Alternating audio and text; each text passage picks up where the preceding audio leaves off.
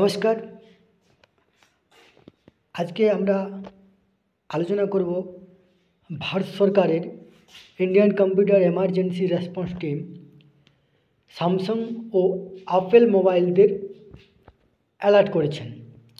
কিছু কিছু স্যামসাংয়ের যে লেটেস্ট অ্যান্ড্রয়েড মোবাইল আছে সেগুলিতে কিছু ভাইরাস দেখতে পাওয়া গেছে, যার ফলে ব্যক্তিগত তথ্য, ব্যাংকিং ব্যবস্থা অনেক কিছুই ক্ষতি হতে পারে। তো ঠিক আছে, এটা আমরা আলোচনা করব। তার আগে অবশ্যই আপনারা আমার চ্যানেলটি সাবস্ক্রাইব করবেন। আসুন আমরা দেখে নিই ডাইরেক্ট সরকারের তরফ থেকে কি বলা হয়েছে। Indian computer emergency research team, ministry of electronics and information technology, government of India. এখানে দেখুন, প্রথমে আপনার এখানে স্যামসাং মোবাইলের সম্পর্কে এখানে দিয়েছি।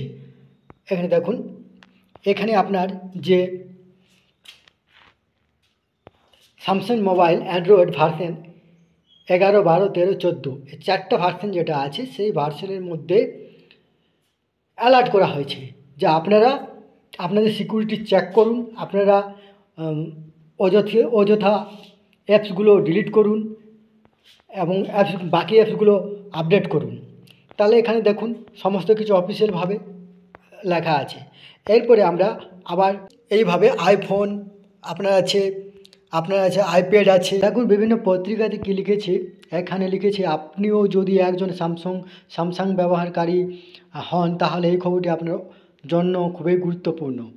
কারণ কেন্দ্র সরকার স্যামসাং ব্যবহারকারীদের জন্য সতর্কতা জারি করেছে। ব্যবহারকারীদের নিরাপত্তার জন্য এই সতর্কতা জারি করা হয়েছে। এতে কেন্দ্র সরকার স্যামসাং স্মার্টফোনের অনেক ত্রুটি সম্পর্কে ব্যাখ্যা করেছে। কম্পিউটার এমার্জেন্সি রেসপন্স টিম একটি উচ্চ ঝুঁকির সতর্কতা জারি করেছে।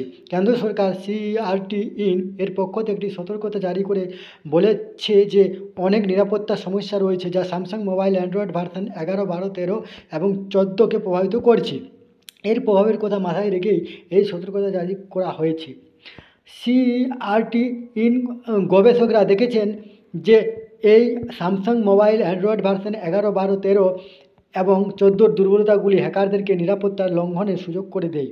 এর ফলে আপনার অজান্তে একজন হ্যাকারকে আপনার ডিভাইসে সুইপ করতে এবং ডেটা অ্যাক্সেস করার অনুমতি দিতে পারে। তাই স্যামসাং ব্যবহারকারীদের এখনই সতর্ক হতে হবে।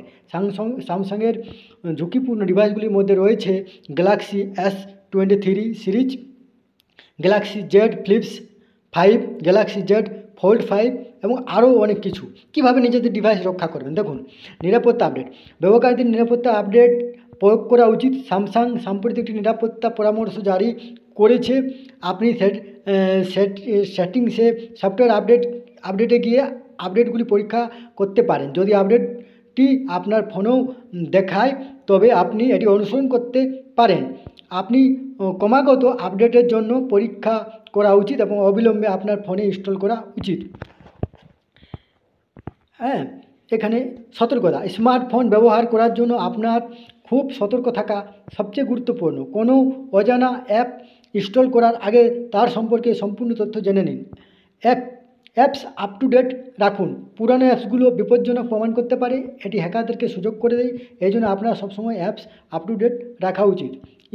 অ্যাপস ইনস্টল করার সময় সতর্কতা অবলম্বন করুন। স্মার্টফোনের যে কোনো অ্যাপ ব্যবহার করার আগে আপনাকে সতর্ক থাকতে হবে। गूगल प्ले के बाद आईफोन यूजर्स सैमसंग के बाद এখানে লিখেছে सैमसंग के बाद आईफोन यूजर्स के लिए सरकार ने जारी किया अलर्ट, फटाफट निपटा ये काम।